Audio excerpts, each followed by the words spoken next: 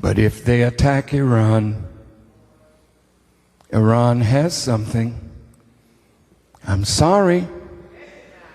As I told President Bush, he would run into something that he nor his advisors had thought of. I warn you in the name of Allah, leave Iran alone. Iran deserves nuclear energy just like any other nation on this earth.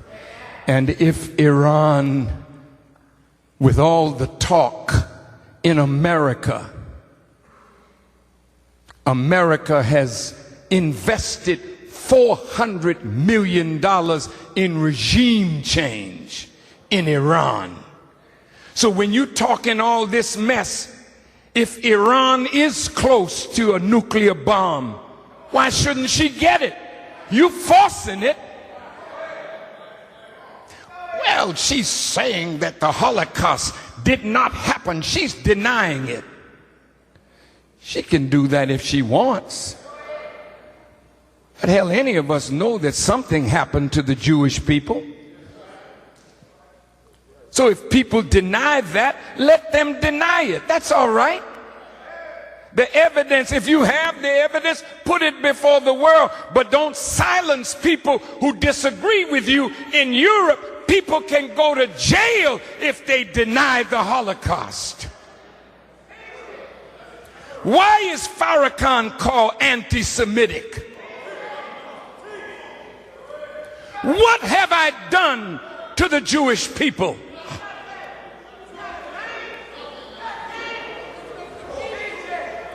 Show me one Jew that Farrakhan has inspired any member of the Nation of Islam to harm. You can't show me one. Show me one Jewish person that we have denied education to. Show me one Jewish person that we have bombed or burned their places of worship.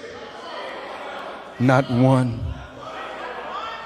Why then are they angry with Farrakhan? Let me tell you why.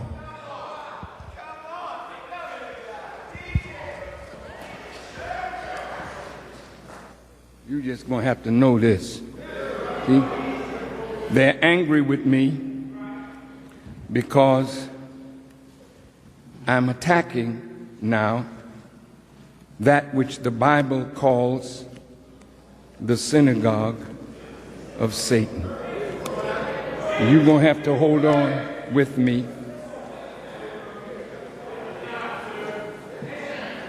I'm just going to say a few things. By tomorrow, they'll be really railing on me. But it's time now. Christopher Columbus, whose transatlantic exploits initiated the brutal genocide of the red man and forecasted the African Holocaust. Those trips by Columbus were financed by wealthy Spanish Jews, according to their own history writings.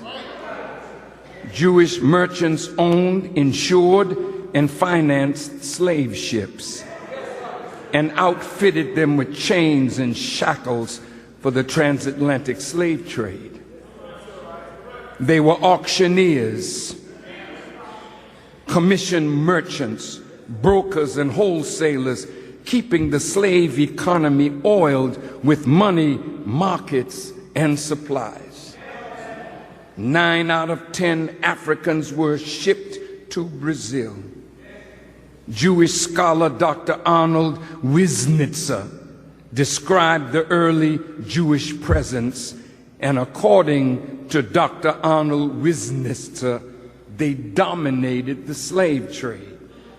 Now see, when a man's hands are dirty like that, he doesn't want a man to point out the truth. There's nothing that I'm doing against them but telling the truth. Now look, according to Jewish scholar Dr. Harold Brackman, during the 1600s, slave trading in Brazil became a Jewish mercantile specialty in much the same way it had been in early medieval Europe.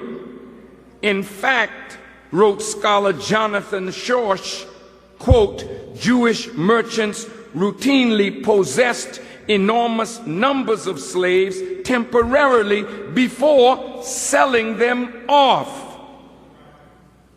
The Jewish Encyclopedia adds that Jewish commercial activity in this time included a monopoly of the slave trade.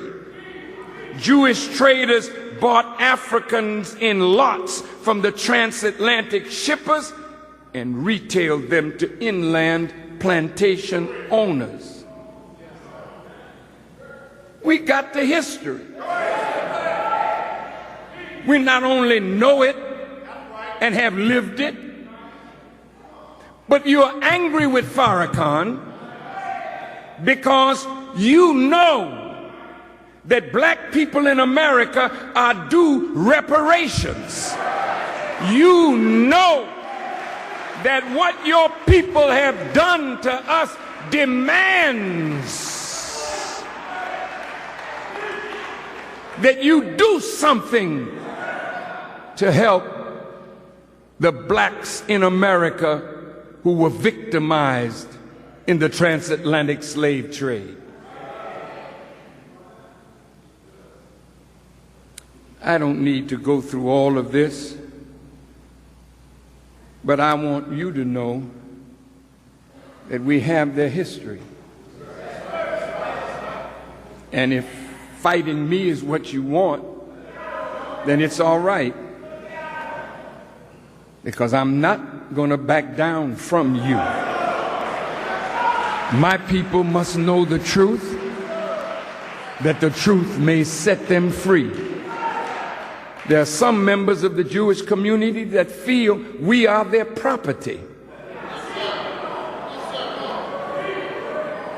And they treat us like we belong to them. Here's a little Jewish mayor of Las Vegas, and he said the President of the United States is not wanted in Las Vegas because he tried to get people to stop throwing their money away gambling. So he said he's giving President Obama the boot. Here's a mayor of a city that can talk to the president in that manner like he's a part of their property. Yes, I said it. Because you own black people.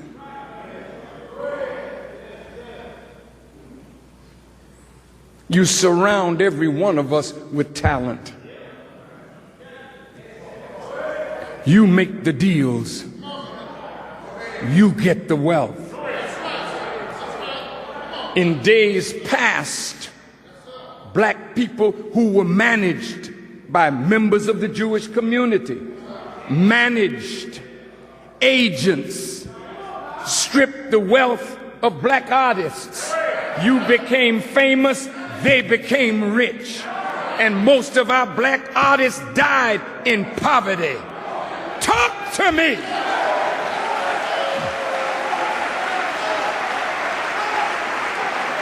Now, you want us to believe that you love us? Edgar Bronfman, the liquor man,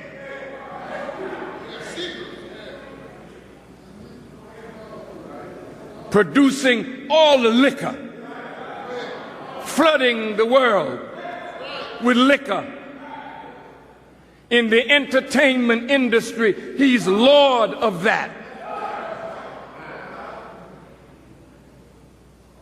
This is why most of our brothers who have wealth, they can't support me.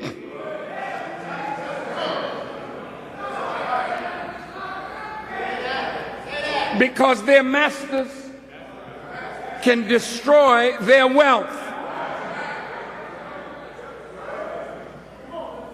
What good is it for you to be a billionairess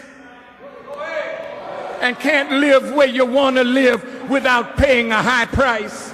What good is it to be the president of the United States of America and people hate you and are planning against your life?